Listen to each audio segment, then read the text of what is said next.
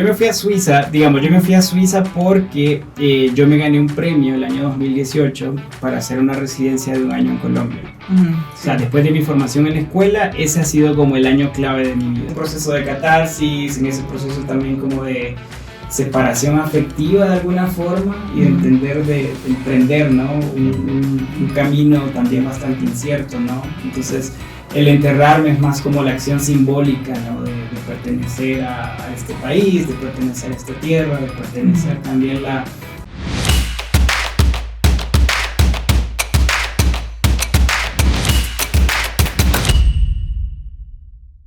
Hola amigos, ¿cómo están? Bienvenidos a un episodio más de su podcast Dar Creativo. Como todos los sábados, me encuentro con Henry. ¿Cómo estás? Hola Nikki, hola, ¿cómo están? Un gusto saludarlos de nuevo y aquí estamos. Con un gran invitado. Tenemos otro gran invitado, solo gran invitados tenemos sí, ¿verdad? en este podcast. Directo desde Suiza. Sí, traído pero directamente. Hondureño. Sí, y es uno de los hondureños que la está rompiendo en esa zona de ahí, en esa zona de Suiza. Así es. Vamos a conocer un poquito acerca de esta persona porque realmente se dedica al arte y hace unas cosas increíbles. Vamos a hablar de eso con Pavel. ¿Pavel o Pavel? Bueno, ambos. Okay. Pavel Aguilar, ya manché la introducción, ¿cómo estás? No, bueno, músico, artista contemporáneo. ¿Qué más? Pues tantas cosas, haces obra, fotógrafo, doble de riesgo, con doctorado, con maestría. Son tantos. ¿Cómo estás? Bienvenido. Gracias. Bueno, sí, estoy muy feliz de estar aquí compartiendo con ustedes. Sí, navegando por la red, ¿no? No sé si el algoritmo de alguna forma me encontró o nos encontramos, pero sí vi el proyecto y debo decir que me ha encantado la forma en cómo abordan de una forma muy natural y todo, entonces me siento muy feliz de estar aquí compartiendo con ustedes. Wow, qué bien. Gracias. Y les comentaba que es diferente estar tras cámara que tras pantalla, ¿sí? Sí, pero se siente muy bien. Y sobre todo muy bien estando en casa también. Sí, ¿verdad? Sí, ¿Cómo estás? Me contaban que llegaste hace como 2 semanas casi. Sí. ¿Y de dónde venís? Pues, Pégate un poquito más. sí, yo... Ajá. Los últimos... ¿Ahí está bien? Sí. Ahí.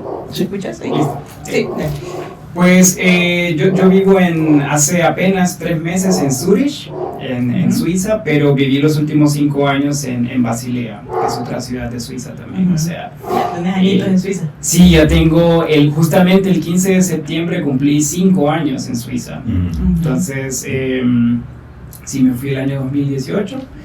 Y sí, pues ha sido como una experiencia bastante significativa en mi vida, ¿no? Te fuiste como parte de tus estudios, o sea, comenzaste sí. a estudiar, ¿estás sacando un doctorado o ya lo tenías el doctorado? No, estoy apenas en el primer año del doctorado, año. Pero hice mi maestría ya. Uh-huh. Yo terminé mi licenciatura en comunicación audiovisual aquí en Honduras, pero yo la terminé más o menos el año 2014, o sea que ha sido como una serie de muchos eventos, ¿no? Uh-huh. que me han acompañado y decisiones que al final pues el arte fue como la respuesta, ¿no? hacia esas iniciativas. Pero empezaste a viajar, empezaste a hacer tus viajes, ¿verdad? Sí, exacto. Y ese momento en el que vos, porque estabas estudiando comunicaciones, estabas estudiando, sí. O sea, ¿de dónde viene luego el despertar del arte, verdad? Porque, o sea, empezaste en comunicaciones y luego, ahí vamos a mostrar un poquito de las obras de arte que haces. Sí. Wow, espectaculares, pues. Entonces, sí. Contanos un poquito cómo llegas a ese punto, ¿no? Claro.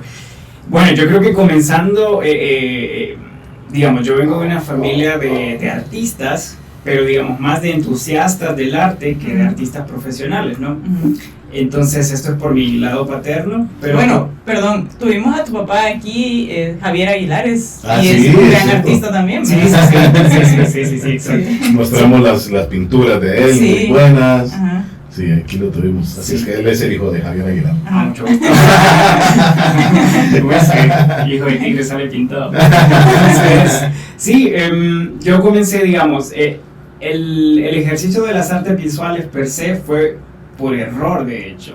Fue un gran accidente, un muy fortuito accidente que tuve en mi vida porque, digamos, mi formación artística, así como en términos generales, yo la inicié con la escuela de aplicación musical de San Pedro Sula, en donde, digamos, mi mamá es psicóloga, entonces desde que yo estaba muy pequeño, ella vio como una especie de aptitud musical y alguna sensibilidad por el arte en mí, ¿no? Entonces yo estudié en Escuela de Niños para la Música de San Pedro Sula, así que soy producto costeño.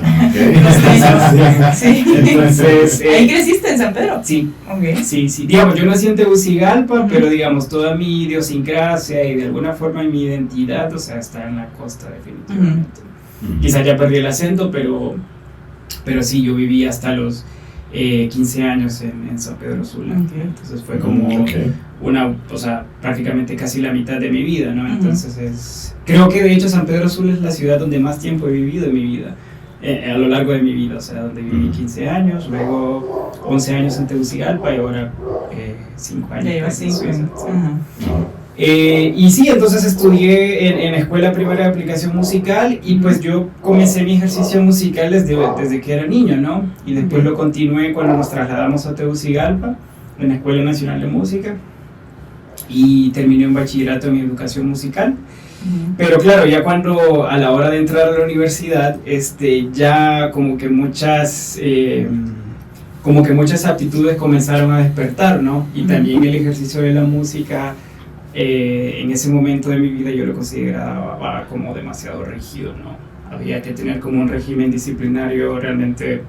¿No te sentías cómodo con eso? Sí, de cierta forma, o sea, digamos, la música, yo tengo un inmenso respeto por los músicos y me parece que los músicos, o sea, tenemos que mantener una orden y una especie de disciplina estoica prácticamente, ¿no? Para mantener un nivel profesional, ¿no? Entonces, de alguna forma yo me derivaba más por las partes creativas de la música, ¿no? Siempre me interesó más como la parte de producción musical o quizás la parte como de composición o la parte como de dirección orquestal de alguna forma, pero lamentablemente en el país eso era muy difícil en aquel momento, ¿no? De accesar. Sí, bastante.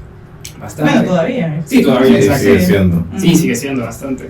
Es bastante complejo. Entonces, pues lo sustituí por parte de mis intereses, que fue con mis intereses por el cine, mis intereses por, digamos, la inmensa influencia que tuve por parte de mi papá en el área publicitaria. Entonces, comencé mis estudios de comunicación, ¿no? Pero era como una especie de anestesia, ¿no? De mientras a ver qué sucedía o algo. Y ya más o menos por el año 2010, por diferentes amistades y por diferentes pues, conexiones, me tropecé con la Escuela Experimental de Arte en Tegucigalpa, que es una escuela experimental de educación no formal, dirigido por los artistas Lester Rodríguez y Lucia Argueta, a quienes algún día espero que puedan tener en el podcast, porque realmente son personas valiosísimas, ¿no? Ellos son coreanos, ¿verdad? Sí, pero viven en Colombia. Okay. Exacto. Ellos viven... Por eso fue que te fuiste a Colombia. Luego de aquí, pues te fuiste para donde ellos. No, esa es otra gran coincidencia. Sí.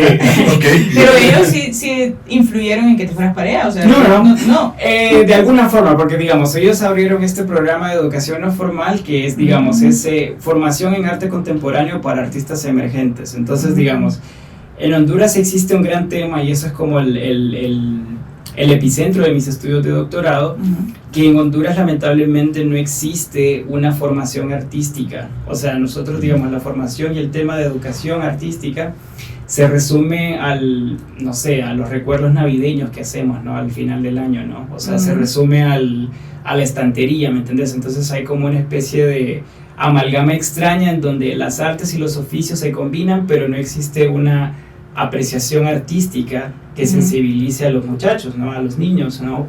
Desde temprana edad. Entonces, digamos, este tema con la Escuela Experimental de Arte que fundó Lester y Lucy, era una especie de grupo de personas, ¿no? Que tenían cierta sensibilidad y las ganas de emprender una carrera artística, pero no necesariamente a nivel profesional, sino que más como una experiencia artística o como, no sé, como una especie empírico, de... Sí, como una especie de extensión. Y en el país, digamos, sí existe la Escuela Nacional de Bellas Artes, eso no hay ninguna duda, pero lo que pasa es que la Escuela Nacional de Bellas Artes, por buena que sea, es una escuela que está más enfocada a las artes y los oficios, ¿no? Y a la precisión técnica, no a la apreciación y sensibilidad artística, ¿no? Que eso ya es otro tema aparte, ¿no? Entonces, digamos, la Escuela de Bellas Artes es una institución que se le ha más bien sobrecargado de el protagonismo que realmente tiene, ¿no? En términos de que es una escuela de educación media, o sea, no es una escuela de educación superior. Sí. Hay muchísima gente valiosísima que son egresados de allí, pero es más los que han salido de ahí han sido exactamente no con una carrera, sino que han sido exactamente. Entonces ese es el tema que lamentablemente en el país la única opción que tenemos actualmente es la carrera de creo que es la carrera de el profesorado en artes plásticas de la Universidad Pedagógica, licenciatura en artes plásticas o licenciatura en artes de la pedagógica, pero está más enfocada a la enseñanza a nivel medio, exacto. Entonces, ese es el rol que cumplió ese protagónico, ¿no? Que cumplió la Escuela Experimental de Arte. Ya no está, eso es ellos estaban aquí cuando lo hicieron y luego se fueron. Se fueron y ahora lo retomaron y ahora está articulado entre Colombia, El Salvador y Honduras. Entonces es como ya más una... Pero aquí está, o sea, si alguien de aquí quiere, ¿dónde se puede comunicar o cómo? Pueden acceder a la página, al sitio web, porque es más una escuela online con programas de formación en línea. Cuando decís artista emergente, ¿a qué te referís? Exactamente, un artista emergente, digamos, nosotros tenemos como muchas aptitudes y como muchas preocupaciones en nuestra carrera, ¿no? Un artista emergente es aquel que está en proceso de formación de su propio proceso, o sea, está como en la búsqueda de su propio discurso, de su propia estética, de su propio sello, y esto no está ligado precisamente a un sello en la pintura o a un sello en la escultura, ¿no? Porque en Honduras también tenemos una tradición en la que únicamente la escultura y la pintura son validados como medios artísticos. Entonces tenemos una tradición moderna muy fuerte, porque eso está vinculado, ¿no? Pero en el otro lado y en el resto del mundo, o sea, la tradición contemporánea ya tiene muchísimas décadas de estar presente. Y ahí es donde el tema de la educación artística en Honduras queda un poco rezagado, porque digamos, fuera del contexto de artes visuales en Honduras, las prácticas experimentales como el videoarte, la instalación, el performance, el arte objeto, los happenings, por ejemplo, son otro tipo de expresiones que se salen de la línea de la tradición. Y de la tradición me refiero a escultura, cerámica, pintura. O sea, es la realización de actividades no tradicionales, por decirlo así. Sí, claro, exactamente. Está fuera de ese canon de tradición. Entonces, lo que pasa es que en nuestro contexto, la Escuela Nacional de Bellas Artes es una escuela que tiene su plan de formación basado en los años 40, si no me equivoco. O sea, entonces hay un retraso bastante. Exactamente. Yo no tengo ninguna observación ni tampoco observación en términos de la formación técnica que adquieren muchos estudiantes, ¿no? Porque algunos estudiantes tienen un preciosismo a la hora de pintar o a la hora de esculpir que realmente es admirable, pero ese es el detalle, ¿no? Que el tema del vacío de la educación artística no permite que digamos que ciertas expresiones artísticas se validen en el país, pero tampoco permite que artistas desarrollen su carrera en el país. Entonces ahí es donde artistas y otras personas pues deciden buscar en otros espacios desarrollar su carrera. O conformarse con lo que... Sí, o conformarse con... medio de aquí. Exacto, exactamente. Entonces yo a la edad de 20 años comencé a ir a estos cursos de formación artística en arte contemporáneo. Y la verdad es que todo salió de forma muy natural, incluso más que en la educación musical clásica, ¿no? Pero en la escuela de música aprendiste a tocar el violín, si no me equivoco. Sí. Sí. Todavía lo tocas, lo practicas. Sí. Y de hecho tenés una obra con el violín basado en un... Bueno, después vamos a hablar de tus obras, pero esa me pareció súper interesante, que te disfrazás de militar con máscara de gas y todo, y tocas el himno nacional de Honduras con el violín, mal tocado a propósito. Bueno, sí. Ya que hablé de eso, explícanos su interpretación, ¿por qué? Ajá. Sí, claro, digamos, esa pieza ya tiene, esa pieza fue concebida en el año 2011 y justamente coincide con mi proceso de formación en la Escuela de Experimental de Arte y, digamos, es un ejercicio que es referente inmediato de la situación política de Honduras en ese momento, ¿no? Como las fuerzas y los cuerpos militares tomaron posesión del país de forma violenta, ¿no? Desde el golpe de Estado del 2009. Y como también la figura militar, ¿no? Tomó un protagonismo en el imaginario colectivo, ¿no? Y a nivel muy violento, ¿no? Y a nivel de represión, a nivel de violaciones a los derechos humanos de todas las formas imaginables. Entonces, podría decir que fue una especie de catarsis personal en términos de...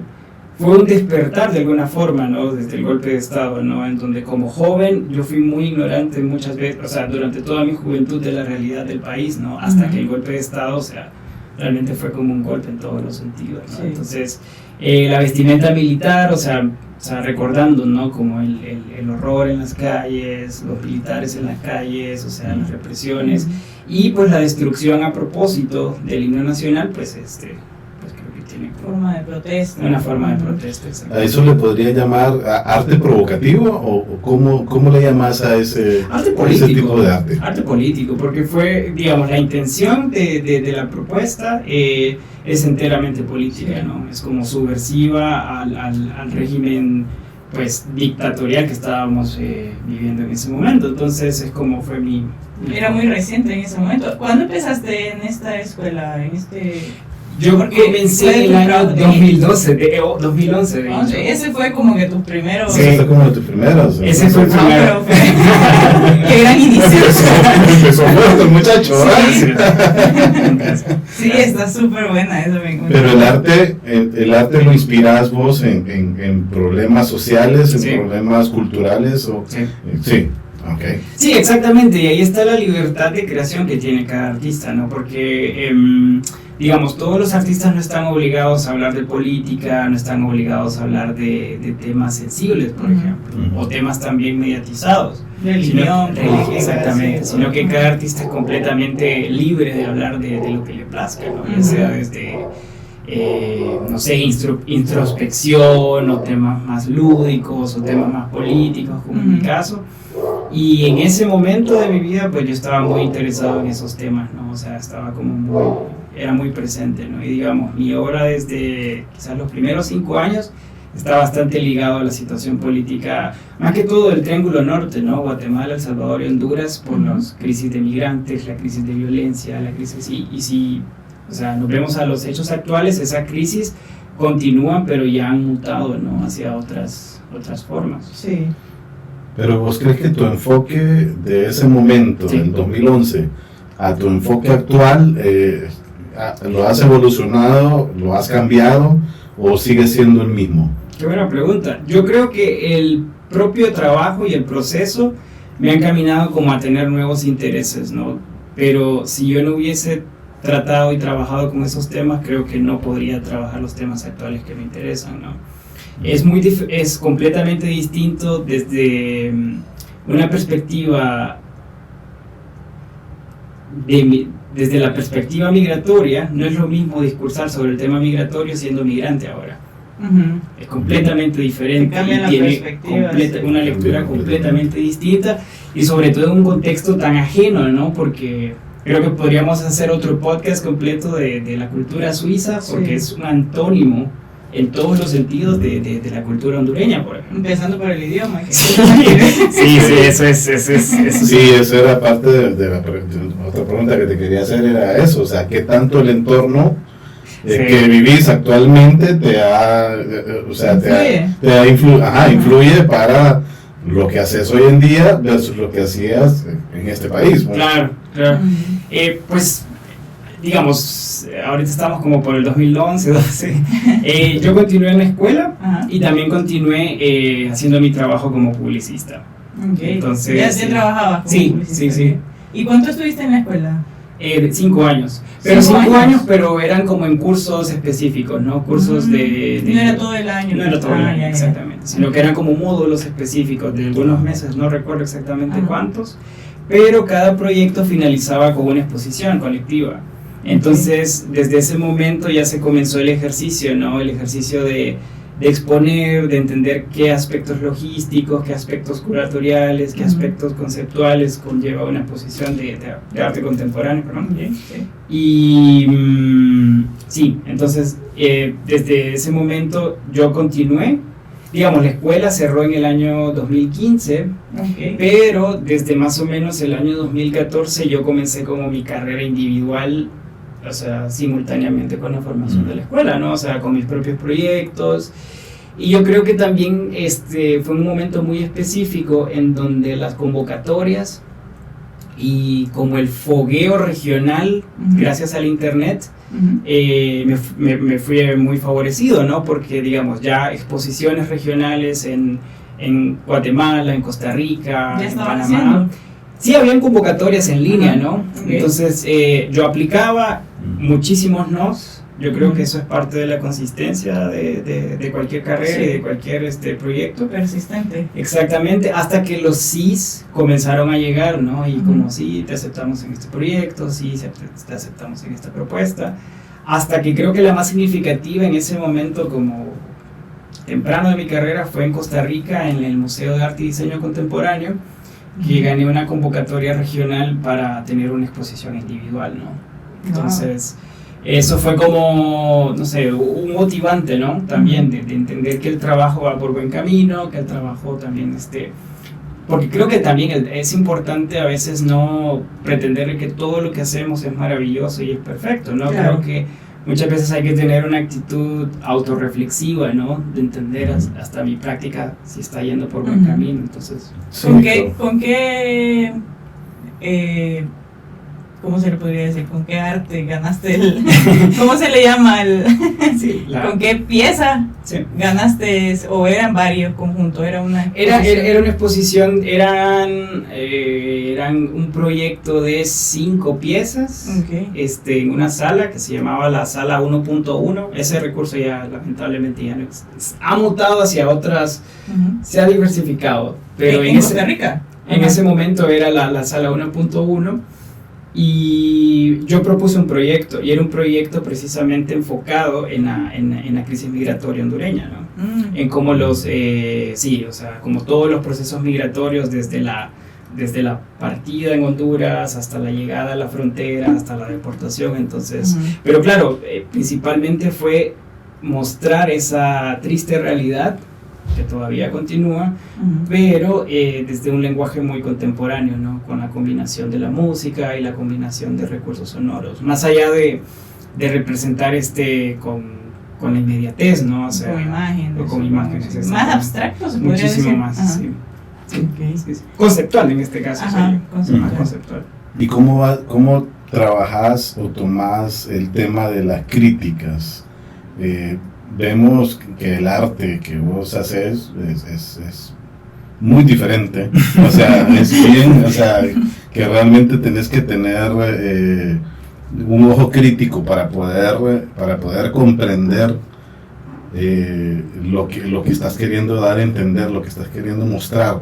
Sí. Pero ¿qué pasa cuando viene la crítica y viene la crítica de personas que tal vez no tienen mucho conocimiento, o tal vez tratan de ser duros por el hecho de que lo que ven no es lo que vos quisiste transmitir? Claro.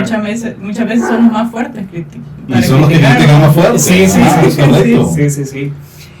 Bueno, eso es muy buena pregunta también. Yo pienso que también la crítica depende con qué dureza encuentre tu autoestima como artista de alguna forma, ¿no? Porque yo también he recibido críticas de curadores, de galeristas, de museos. He recibido críticas también, o sea, que han sido como, ese es el momento en donde vos también adquirís una especie de solidez en el temperamento y el discurso que estás dando. Y en el caso de cómo acercar el trabajo hacia un público no especializado, en este caso, Yo creo que el arte, esa es la gran labor que tiene, ¿no? Y ese es el gran reto que tenemos los artistas, ¿no? Cómo podemos con una obra o con un proyecto generar preguntas que nos acerquen hacia nuestros intereses, ¿no? O sea, como un objeto ordinario, como un discurso bastante poético, como desde la ternura podemos discursar sobre la violencia, o como desde los diferentes recursos, ¿no?, que nos puede dar la práctica, accedemos a esos públicos. Y creo que es importante también tener en cuenta el acceso a los públicos no especializados con el trabajo, ¿no? Porque si no caemos en esa especie de vicio de solamente proponer y exponer proyectos para curadores y artistas, ¿no? Cuando en realidad, o sea, el público artístico es toda la... Es quien mira tu obra principalmente. Exactamente. Y yo creo que más allá de alguna reflexión así como estoica o alguna especie de reflexión obtusa o demasiado intelectual, yo creo que el arte, la principal labor del arte no es no es reflejar la realidad. Y aquí creo que entra en mucha controversia, ¿no?, con muchos o con otras personas, pero principalmente el objeto artístico, la obra artística tiene que seducir, ¿no? La estética tiene que ser un objeto de seducción a primera, ¿no? Sí, tiene que dar como partida para que vos investigues, indagues en lo que estás viendo. Exactamente. Sí, como para usar la imaginación y ir más allá de lo es como un libro, vos lees y te imaginas, entre más descriptivo sea, más te puedes imaginar. Exactamente, sí, y también creo que parte de mi experiencia en los últimos años he comprendido que sobreintelectualizar una obra artística y también volverla tan panfletaria, de cierta forma, como que la obra necesite una guía de usuario, ¿no? O como que también el objeto o la práctica artística solo es comprensible para iluminados supraintelectuales, ¿no? Yo estoy en contra de esa posición, ¿no? Pienso que el arte tiene que, en primer lugar, ser democrático en todos los estratos y también seducir. Dar placer a... Sí, porque si te dedicas solamente a complacer jurados y participar solamente para participar en premios, que es lo que hablábamos el otro día con JJ, por ejemplo, de las agencias de publicidad que hoy en día se dedican o sea, ganan premios porque se dedican a utilizar... Tienen un departamento solo para eso. Porque se dedican solamente a eso y porque trabajan solamente para eso, para jurados de festivales y todo, pero de ahí es bien difícil hacer la bajada a gente común, pues, o sea, la gente que realmente compra el producto. Pues. Claro, y también, bueno, dentro del... Sí, digamos, creo que todo queda como en alguna especie de espectáculo sectorizado, ¿no? Para públicos específicos y al final sí. El arte debería hasta traerlo a un niño, deberían tratar de, o sea, llamarle la atención a un niño. Pues. Sí, y ahí es donde entra el protagonismo de la educación y la formación artística, o sea, en la sensibilización de los públicos desde temprana edad y también como el acceso a través también del aparato artístico, ¿no? A nivel institucional, en museos, galerías, circuitos feriales, ayudan para eso, o también un programa educativo, ¿no? que ayude a sensibilizar leí por ahí una frase que dijiste que el arte es una necesidad espiritual. ¿A qué te referís? Bueno, por ahí vamos. Sí, claro. ¿A qué te referís con esa frase? Yo pienso que, digamos, yo le debo muchísimo digamos, hablándolo de una forma bastante romántica y quizás un poco ingenua, le debo muchísimo a mi carrera, ¿no? En términos de apostar de una forma bastante ciega, ¿no? Hacia el ejercicio artístico me ha tenido y ha sido muy gratificante, ¿no? En mi vida. Entonces, de alguna forma encontrarme sin romantizarlo, ¿no? Porque es una carrera sumamente ingrata, sumamente difícil y sobre todo es una carrera en la que todo el mundo pretende y todo el mundo, una buena parte, ¿no? No todo el mundo, pretende que es fantástica cuando es bastante dura, ¿no? Es como, tiene como esa especie de cinismo.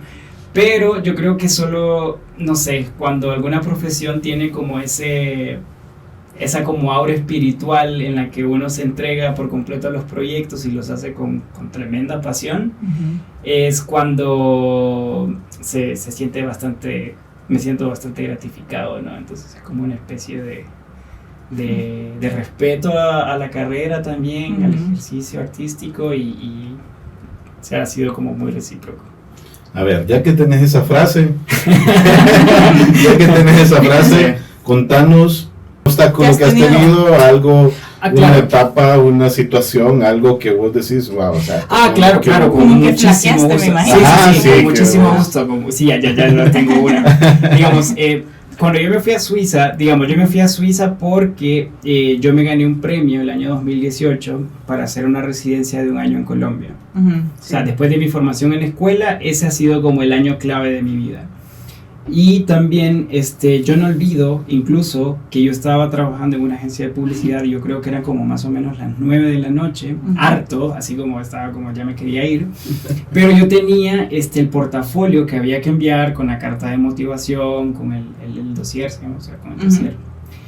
Y en eso pensé, ¿será que lo envío? Pensé. Y entonces adjunté todos los documentos, lo envié. Pero es curioso, y, o sea, no quiero romantizarlo tampoco, pero es curioso que yo antes de dar ese clic de envío, dije como, siento que, o sea, yo sentí genuinamente que a partir de ese momento todo iba a ser distinto, ¿no? Y me gané esa beca para estar un año en Colombia con todo pagado, o sea, con un estudio, con una beca de artista en una residencia artística, ¿no? O sea, una residencia artística, hay muchas instituciones en las que, digamos, tienen un programa de residencias en donde artistas profesionales llegan, o sea, ahí ya lo emergente quedó atrás, llegan para desarrollar un proyecto. Claro, hay residencias para artistas emergentes, pero en este caso era para artistas profesionales. Hicieron una convocatoria centroamericana, aplicaron de los 7 países. ¿La beca la daba directamente de la Universidad de Colombia?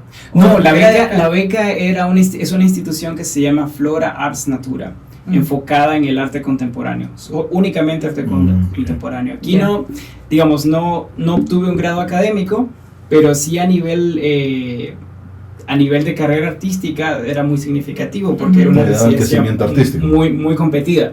Entonces podríamos decir que ese fue un momento, y allí yo conocí una curadora española que es la directora del Basel Art Institute en Suiza, Chus Martínez. Y Chus me dijo como, hey, ¿te interesa aplicar al Instituto de Arte de Basilea? Y yo como, pues sí, me interesa, ya tenés una maestría. Y yo, no, todavía no. Bueno, aplica, te invito a aplicar, pero claro, esta aplicación implicaba ir a competir con las cuotas que el instituto tiene que cumplir, ¿no? Para Latinoamérica. Y para Centroamérica y el Caribe tenían un solo cupo. Entonces, exactamente, entonces un solo. Entonces también fue un momento en el que yo creo que como que te encaprichas, y en ese momento es donde verdaderamente hay que creer en uno mismo, ¿no? Sin romantizarlo, ¿no? O sea, es como hay que empecinarse en eso, entonces, y no pensando en positivo, sino que trabajando duro para eso. Entonces comencé como a actualizar mi portafolio con nuevos proyectos. ¿Estando en Colombia? Estando en Colombia. Y lo envié y me aceptaron. ¿Cuánto se tardaron en darte el sí? Mira, apliqué más o menos.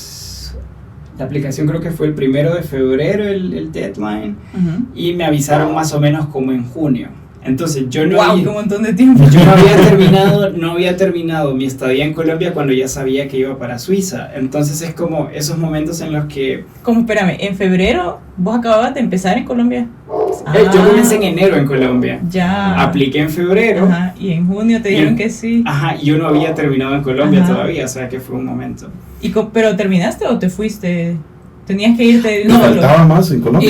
No, en Colombia estuve hasta diciembre, pero como la directora era parte del programa de curadores de la Escuela Flora en Colombia, hizo una pequeña excepción en términos de que la maestría era en arte.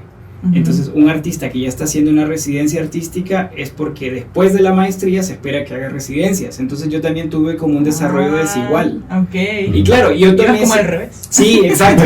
Yo también tomé como ese camino académico, también, ¿no? Para poder explorar y conocer otros contextos, ¿no? O sea, sí. a lo que iba, mi historia con Suiza, y a responder a tu pregunta extraña es, el año 2020, ya con la pandemia y todo, ya con la beca finalizada, o sea, ya me quedaba poco tiempo en el país. ¿En Suiza? En Suiza. Ajá. Mi visa de estudiante ya estaba por vencer también. ¿Un año era? Dos. Okay. Mi visa de estudiante estaba por vencer y para extender tu visa de estudiante vos necesitabas para extender tu visa de estudiante a una visa de búsqueda de trabajo, necesitabas un montón de plata, pero un montón de plata. Okay. Para justificarle a la oficina de migración de que vos tenías los medios suficientes para estar acá. Ajá. Y bueno, pues yo vengo de una familia obrera, o sea, muy difícilmente, o sea, podía pedir esa cantidad de dinero, eran 30.000 francos, 30.000 euros. Ajá. Okay. Que, claro, ese es otro tema con Suiza, que es carísimo. En resumen, había un concurso que se llamaba el Kunstkredit Baselstadt, que es como la beca de trabajo para artistas residentes en la ciudad de Basel. ¡Qué cheque! No, exactamente. Entonces, yo creo que aquí viene como como se los digo, no quiero romantizarlo, pero aquí viene como esa autoconfianza de alguna forma. Y yo desde el día 1 dije, aunque estuviéramos sentados en la misma aula de clases, yo dije, bueno, si supieran todos estos gringos cuánto me ha costado estar aquí sentado con ellos, pero si estoy aquí sentado con ellos es porque soy igual de bueno o soy mejor, ¿no? Y recuerdo que apliqué a la nominación, porque primero aplicas para que te nominen, apliqué a la nominación y me nominaron, ¿no? O sea, quedé como entre la lista. Pero, o sea que de esa visa, era para tener la visa, ¿verdad? Sí, pero yo necesitaba la plata para aplicar a esa visa. No, pero la que decís que era un concurso, pero entonces era que iban a escoger a unos cuantos nada más. Sí, exactamente, pero yo seguía con mi estatus legal en Suiza, pero ya era como las uñas así sobre el tiempo. Exactamente. Y recuerdo que a mí me quedaban aproximadamente, creo que quizás unos $2,000. O sea, yo dije, para tener un regreso honroso, ¿no? O sea, para traer el guito. O sea, para traer el guito, exacto. Y recuerdo que cuando me nominan, me dicen, bueno, estás nominado, felicitaciones, pero necesitas una visita de estudio. Te vamos a hacer una visita de estudio, tenés que presentar un proyecto, todo, ¿no? El asunto es que yo me gasté $1,700 alquilando un estudio, preparando el proyecto, haciendo todo, pero con la certeza yo dije, o sea, este es el todo por el todo, ¿no? Jugándote todo. Así, pero jugándome todo. Y pues al final recibí la visita de estudio, claro, el jurado suizo muy diplomático, ¿no? O sea, cero expresión, así, estoicos. Muy bien. Cara de póker, ¿eh? Una hora exacta, o sea, 60 minutos exactos, o sea, no ni más ni menos llegaron a la hora. Y por supuesto, yo me esmeré lo mejor que pude en esa visita de estudio. Claro, te dan tiempo para prepararla. O sea, yo estuve trabajando muy duro. Tenías que presentar una obra. Un proyecto. O una visita de estudio para ver cómo iba tu proceso, ver cómo iba tu obra. ¿No armaste un proyecto especial para ese? No. ¿Ya tenías uno? Ya tenía uno, exacto. Y respondiendo a tu pregunta, que fue en ese momento como de la certeza que yo dije, yo me gano este premio porque me lo gano, pero así como y me lo gané. El año 2020, o sea, y fue una beca de trabajo. O sea, un premio con mucha plata. Claro, para estándares suizos. O sea, aquí pude haberme comprado un terreno, una casa. Exactamente, pero sí. Y estuve pues financiado prácticamente como casi 2 años con ese dinero. ¿Y te lo ganaste? Sí. ¿En qué fecha? ¿En qué mes? Me lo gané en diciembre de 2020. Diciembre, pero pasaste pandemia ya estudiando. Sí. No, o sea, extendí esta beca, esta visa, o sea, como ya había terminado mi maestría, la extendí mi estadía con una visa de estudiante. ¿Por la pandemia? Por la pandemia, sí. Ellos son como muy benévolos en ese aspecto. Okay. Entonces, claro, sí. Entonces, ese tipo de cosas, ¿no? Como entender también que, o sea, no ha sido nada fácil, pero también es como tener la certeza de... Son momentos gratificantes. Y claro, y tener el privilegio de no tener más responsabilidades que mi propia persona, ¿no? Para poder hacer ese tipo de cosas. Entonces creo que ese es como uno de los momentos en los que he estado como al borde, pero es como que no, aquí, o sea, nos aventamos o nos aventamos. Pero lo bueno es que tomaste todo con seguridad, o sea, sí, o sea, no, voy con todo. O sea, y lo curioso es que yo me quedé al final o sea, yo creo que yo me quedé con $300. Un almuerzo. O sea, sí, exactamente, me quedé con lo del almuerzo, yo ya estaba a punto de hablarle al fondo familiar, acudir al fondo familiar, exacto. Entonces, sí, exacto. Sí, claro. Pedro, Pedro. Exacto. Sí. No te ha gustado ni para el pasado. Sí, total. Entonces, ¿Cómo fue la pandemia? ¿Cómo la viviste ahí? ¿Cómo para mí, creo que debido a la pandemia, pues tuve la suerte que conocí a mi esposa durante la pandemia en la universidad. Ajá. ¿Ella es suiza? Ella es suiza. Okay. Y la pandemia, pues digamos, en Suiza fue bastante suave. Debo decir que tuvimos el privilegio de que no existió ningún... no era obligatorio estar en la casa. No hubieron encerrones. Okay, no hubo encerrones, no hubo nada, o sea, solamente el uso obligatorio de la mascarilla. Y pues en ese periodo, pues, pues fue cuando el amor con mi esposa, ahora esposa, surgió, ¿no? También, nos conocimos en la universidad cuando yo estaba saliendo del primer año. Y pues, claro, fue como un momento más en el que mucha gente pues se separaba pues fue un momento muy difícil para todos, ¿no? También les sirvió para conocerse. Pero, o sea, exactamente, sí. Y también dos personas que vienen de cultura, o sea, totalmente diferentes. Con culturas completamente diferentes, pero es increíble. ¿Habla español ella? No. Solo ¿vos qué aprendiste? Allá se hablan un montón, tres creo, ¿verdad? Cuatro. Se habla alemán.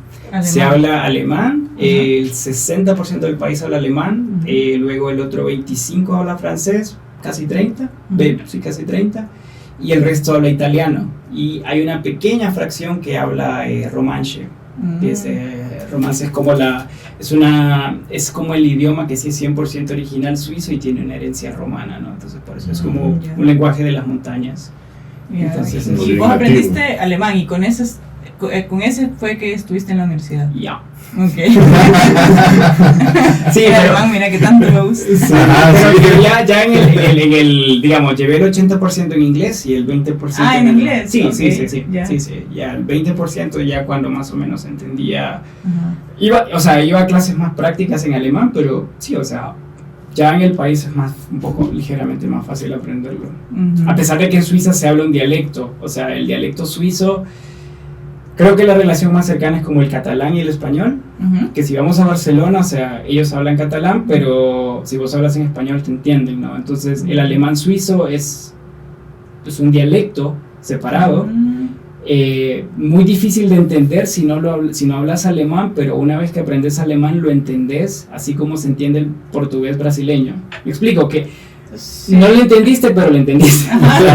Entonces, captaste la idea. Y vos les hablas en español y ellos te entienden. Pero los suizos desde niños son prácticamente bilingües porque ellos aprenden el alemán estándar, ¿no? Así como los catalanes aprenden español. Entonces, ya. ¿Vos aprendiste el estándar? Sí, porque el otro. El dialecto. Sí, aprendí el dialecto, exacto. Ok. Acabas de ganar. Bueno, no sé si lo acabas de ganar, pero sí tenés un premio en. Decime cómo se pronuncia. Kunskredit Baselstadt. Eso. Decilo otra vez. Kunskredit Baselstadt. Ahí está. Ese fue el premio que les mencionaba el 2020. Ok. Ese fue el de 2020. Sí. Ya. Sí. Es súper. Sí. Y ahorita estabas nominado. 2020. Ese fue el 2020. Sí. Okay. Y ahorita estabas nominado para fuiste finalista en los premios de arte suizo. Sí. ¿No ganaste al fin? No supe. No, lamentablemente no. De solo finalista. quedé entre los finalistas. Eso fue en Suiza, ¿verdad? Sí. Sí, que el premio nacional es, en la traducción es el Premio Nacional de Arte Suizo. Que es de los más importantes. Hay bastante ahí, ¿verdad? Sí, es que se apoyan bastante el arte, este tipo de arte, ¿verdad? Es efervescente, o sea, el apoyo, o sea, toda la estructura y toda la institución arte en Suiza es bastante fuerte. Y pues me nominaron, pues, digamos, por los proyectos que he tenido y por todo al Premio Nacional Suizo, que hubiese sido, o sea, como artista inmigrante, como artista hondureño viviendo en Suiza y que te nominen para su premio nacional es como, no sé, Sí, está súper. fue una gran satisfacción, la verdad, una gran experiencia. ¿Y ahorita vos pensás quedarte en Suiza? ¿Ya Sí, estás sí, viviendo ahí? ¿Ya sí. estás ubicado? Sí, Ah, sí, ok. sí, o sea, como, claro, yo nunca he sentido que nunca he dicho nada es para siempre, Ujú. Pero por ahora estoy muy bien y también, o sea, me ha tomado 5 años aprender alemán, entonces no, ¿Quieres practicar? no me quiero ir a vivir a Italia, ¿no? ¿Qué tan difícil es? Yo quiero aprender. Es difícil. Mira, no es imposible, creo que es más el estigma, Ajá. pero alguien con clases y con todo, en 2 años estás hablando bien. Pero no es la misma relación, no es la misma relación cuando ellos aprenden español, por ejemplo. ¿Me O sea, cuesta más? A nosotros nos cuesta más, Ajá. o sea, porque el español es mucho más fácil y creo que también hay un factor cultural, ¿no? Que nosotros, o sea, culturalmente está muy bien visto, ¿no? Ayudar al extranjero que está aprendiendo español, Ujú. mientras que allá, o sea, son muy estrictos con el idioma, o lo hablas bien, o lo hablas mal, o háblame hasta que ¿De veras? no, es otra dimensión de entender el otro. No te ayudan ahí, no te corrigen. Mi Ajá. esposa me corrige a todo. Sí, pero Bueno, gracias tenés la a escuela en casa. sí, gracias Sí, a tengo ella la escuela en casa. o sea, tengo muchos errores gramaticales, o sea, pero creo que hasta el español los tenemos. Sí. Ajá, sí. Pero sí, esa sí, yo creo que a partir de los 2 años se entiende todo. Ujú. A partir del tercer año ya se tiene como una estructura y ya al 4º o 5º año pues ya sí conozco gente que lo habla muy bien y pues espero estar por ahí también. ¿Qué opinas de no sé si tenés una opinión al respecto, Sí. de la obra de la banana con la cinta? Qué buena ¿Qué pregunta. quiere decir? Yo creo que esta obra es de Mauricio Catelán. ¿Qué opino de la pieza? Ujú. Yo creo que esa en sí la obra, la pieza de la banana pegada en la pared en sí no es la banana que se va a podrir, ¿no?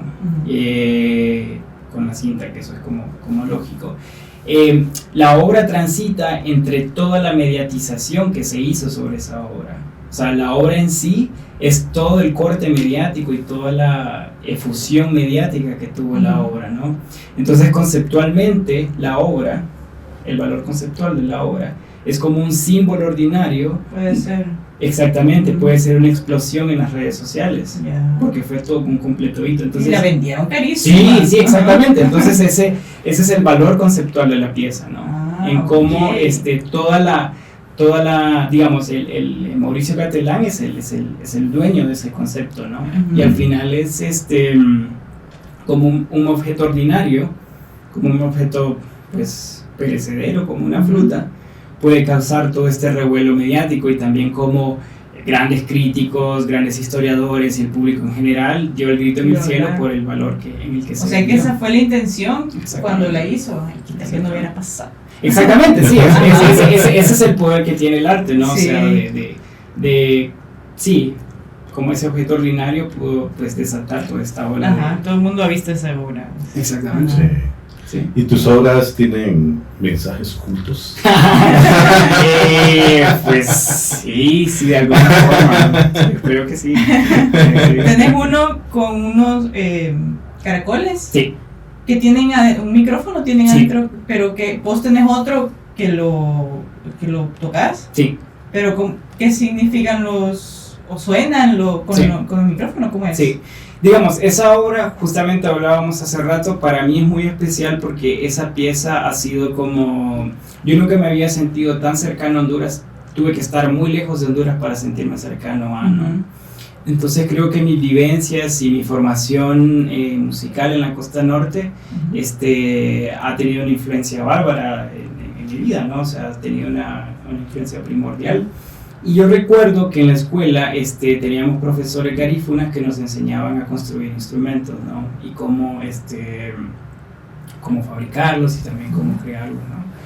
Digamos, esta obra es una obra más introspectiva, más de mi persona, y también es una forma en la que yo discurso sobre, por ejemplo, el tema de las sedes, especialmente, ¿no?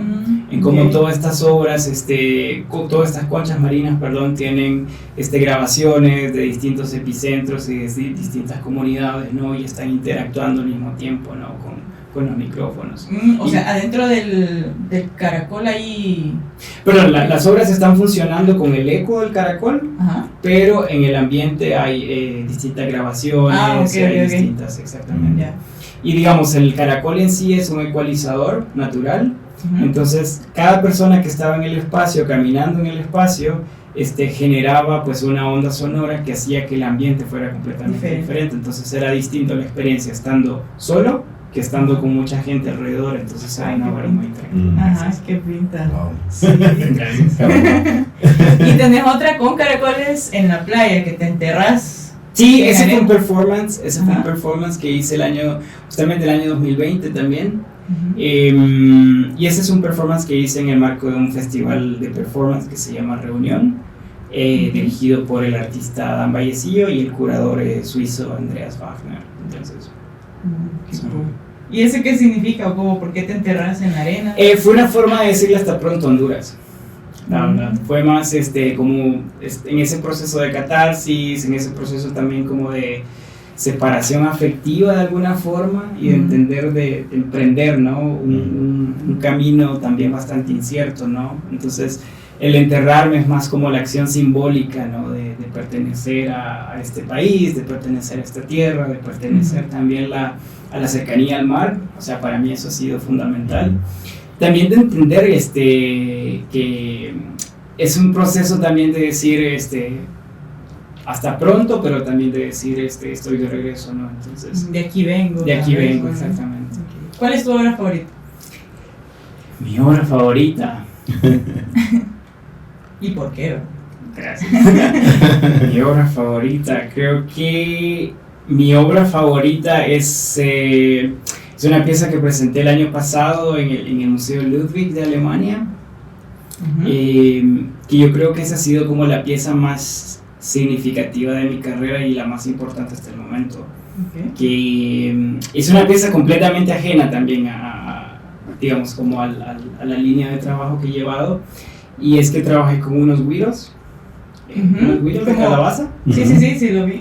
Entonces, recientemente, bueno, eso es, ya voy a continuar con esa parte. Estos güiros pues representan, en el folclore latinoamericano, tienen como una influencia muy importante, ¿no? Porque es un recurso natural y también desde los pueblos originarios es un instrumento que ha tenido un protagonismo, ¿no? Entonces, en las salas del Museo Ludwig hay diferentes personajes muy, muy icónicos en el museo. El Museo Ludwig es el MoMA de Alemania. Que tenés 5 obras ahí expuestas ahorita, ¿verdad? Sí. Felicidades.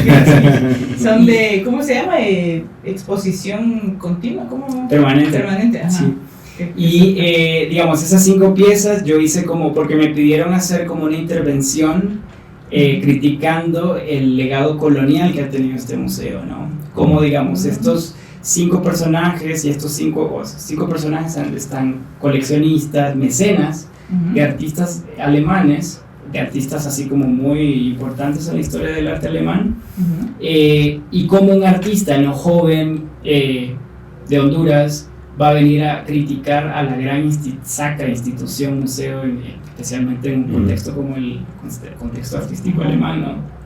Entonces creo que la resolución de esa pieza estuve muy contento a la hora de hacerla, y creo que es como el nuevo punto de partida de mi trabajo, porque cada uno de los güiros tiene el nombre de estos mecenas y de estas personas que tienen como un rol protagónico dentro del legado colonial del museo, pero digamos en países como Venezuela, como Colombia, como Panamá, y creo que aquí en la costa norte la gente le coloca los nombres a los güiros como un acto ordinario, en términos de que yo le voy a poner el nombre de mi novia, le voy a poner el nombre de un amigo, o le voy a poner el nombre de mi abuela, ¿no? Como banalizando estos personajes endiosados en Alemania, ¿no? Incluso he visto en Colombia, cuando estuve viviendo allá, que ponían nombre de ferretería, Venezuela. Entonces es una sátira, ¿no? Adentro de la institución museo, y siento pues que funcionó muy bien y por dicha creo que eso ha sido como muy significativo. Es un instrumento que se toca como ajá, pero no sé dónde leí por qué, creo que es como le dicen quijada o algo así. ¿No? Ese es otro. Okay. Pero en este caso el museo me compró 5 esculturas y forman parte de la colección permanente. Para mí es muy importante esta compra y el acceso a esta colección porque, digamos, una institución como el Museo de Ludwig considera que el trabajo de un artista hondureño, no tanto por mi persona, sino que el trabajo de un artista hondureño es suficiente para ser parte del legado cultural de la ciudad de Colonia, por ejemplo. Parte de la influencia y del legado histórico-cultural de la ciudad de Colonia al exponerlo en la colección permanente, ¿no? Entonces hay muchísima satisfacción y hay como muchos sentimientos así como encontrados con eso. Sí. Qué cool. ¿Te consideras un artista enigmático? No, porque yo siento que, digamos, algo que he aprendido en todo este proceso es a nunca subestimar y nunca idealizar a ningún proceso ni a ningún artista, ¿no? Okay. Incluso si es como de una forma muy internalizada, ¿no? Porque te puede llevar grandes sorpresas.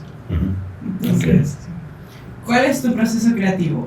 ¿Cómo pensás esta obra? ¿Qué haces antes? Sí, yo creo que mi proceso creativo es más colectivo, ¿no? O sea, porque yo no creo en esa idea romántica que el artista está solo en su estudio, fumándose un habano o con una copa de vino. O sea, creo que mi proceso se hace más desde el compartir con comunidades que me interesa poner sobre la mesa de discusión sobre temas importantes, ¿no?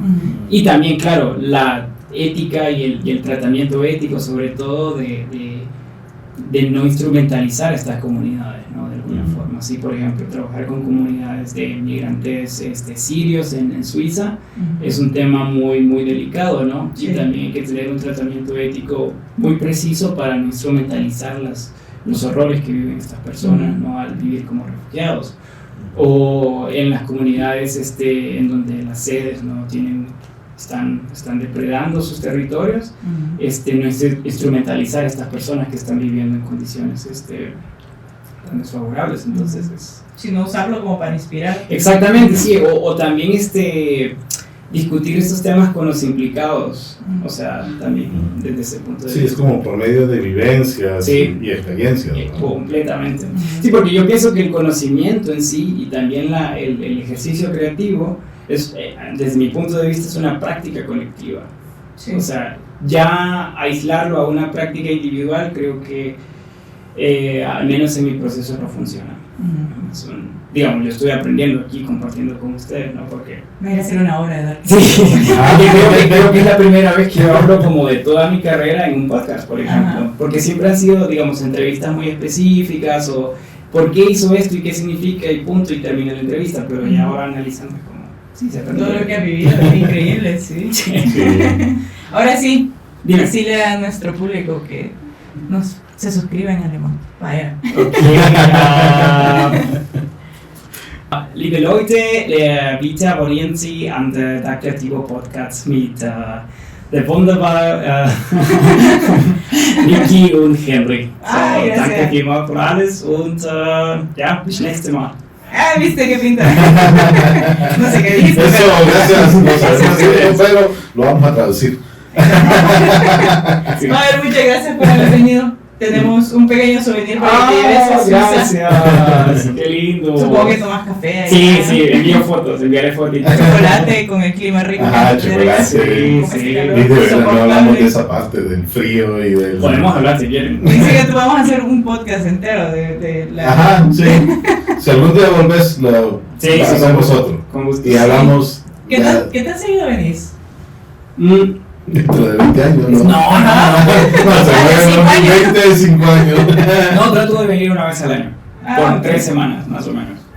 Pero la primera vez, como me fui desde Colombia, estuve 2 años y medio sin venir. Entonces fue como... Okay. Sí. Okay. Bueno, vamos a entrar para la próxima. Lo dejamos grabado antes de que vaya. No, pero si quieres preguntar algo con esto, o sea... No, bueno, Henry quería saber lo del clima, quería saber.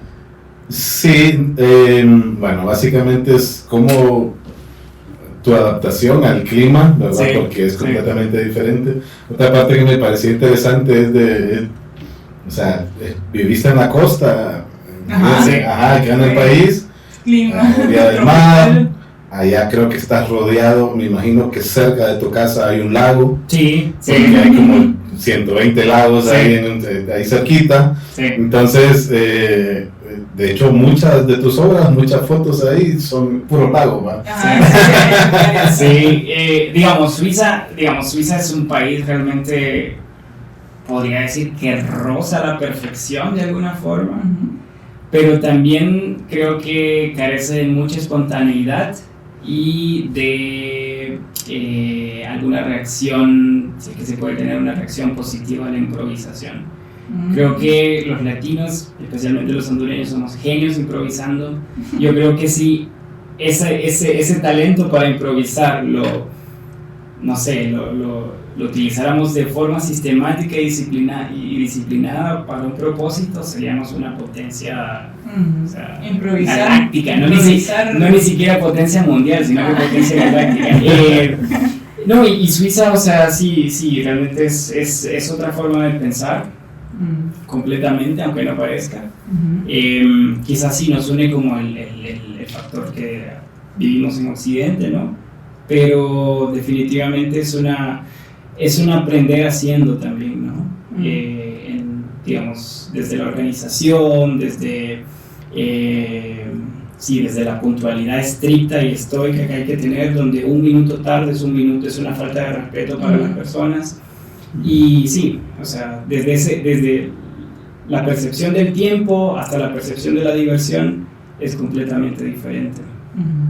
Sí. Bueno, escuché, no sé dónde lo vi en una serie, creo, pero eran de alemanes, que para un alemán, bueno, nosotros creemos aquí que llegar media hora antes es llegar temprano, con tiempo, y es bueno, pero según estas culturas, llegar media hora antes es malo, o sea, es mal visto porque estás yendo a interrumpir la organización. Exactamente. Entonces, es llegar a la hora, ni antes ni después. Por eso muchas veces me resulta tan gracioso que, digamos, como a eso de las 7:57, o sea, 57 o quizás a veces 27 minutos ves a gente afuera de locales esperando que sea la hora en punto para entrar con la hora exacta, ¿no? Hacia una reunión, o sea...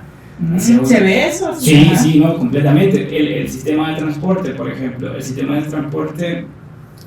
el tren sale a las 3:15, pero el tren se está comenzando a mover ya con las puertas cerradas a las 3:15, ¿no? O sea, no es que vos podés llegar y, o sea, es una disciplina realmente admirable en todos los sentidos y lo ves de la forma en que funciona el país, ¿no? Claro, yo tengo que ser franco que también nada es perfecto.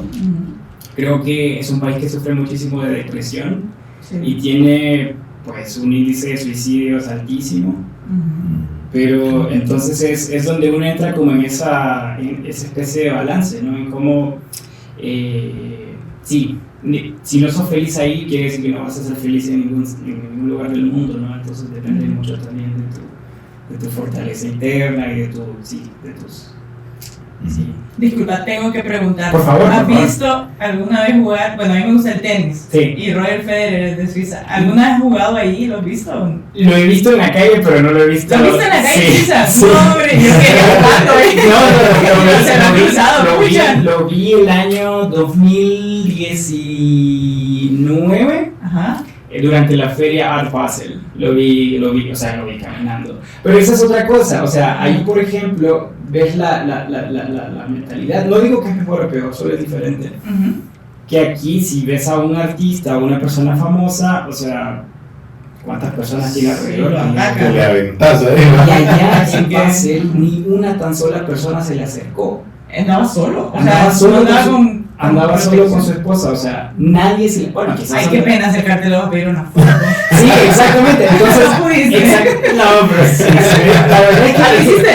no, pero si lo ves, o sea, es que el detalle es que el ambiente también como que no se da, porque ves que el tipo va caminando, Sí, la gente sabe que él está allí, Ajá, sin duda, ajá. pero hay como una especie de aura social también que que evita que vos hagas eso. Ajá, sí, me Y imagino. yo creo que eso es algo muy lindo que tenemos los hondureños, ¿no? Que no tenemos pena, a veces nos pasamos, pero... Sí, a veces es demasiado, Sí. pero un poquito.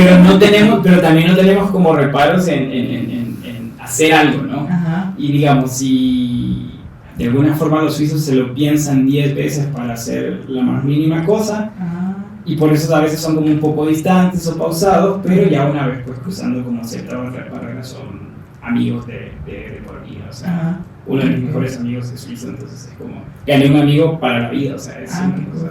Qué bonito. Muchas volviste, y estaba cerquita. Sí. No, o sea, todo el mundo supo que era él, ¿no? Así como ahí sí. está, y como, ay, ya va, o sea. Pero sí, Otra cultura, ¿no? Sí. Bueno, Pavel, muchas gracias por Muchísimo venir, gusto. por tomarte el tiempo Gracias a ustedes. Sí, gracias por habernos acompañado Muchísimo desde gusto. Suiza. desde Suiza.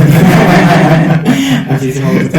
Y bueno, esperamos que les haya gustado. No olviden suscribirse. ¿Cómo te siguen en redes sociales? ¿Dónde encuentran tus obras? Sí, pueden encontrar en mi sitio web www.pavelaguilar.com o pavel.aguilar- en Instagram. Solo Instagram. Ujú. Ok, bueno, ahí está. Síganlo. Listo, ahí está. Gracias. Y ya saben, pues aquí los esperamos de nuevo el próximo sábado. Esperaremos el próximo sábado. Sí, bueno que sí. Y si les gustó pues, la entrevista, pues entonces coméntenos qué les pareció, qué les gustó, si tienen algo que decir, si hablo bien el alemán, no sé, si hay un alemán por ahí que lo haya escuchado. Gracias por habernos acompañado y nos chequeamos en el próximo programa. Gracias. Saludos, gracias, Fran. Gracias a ustedes.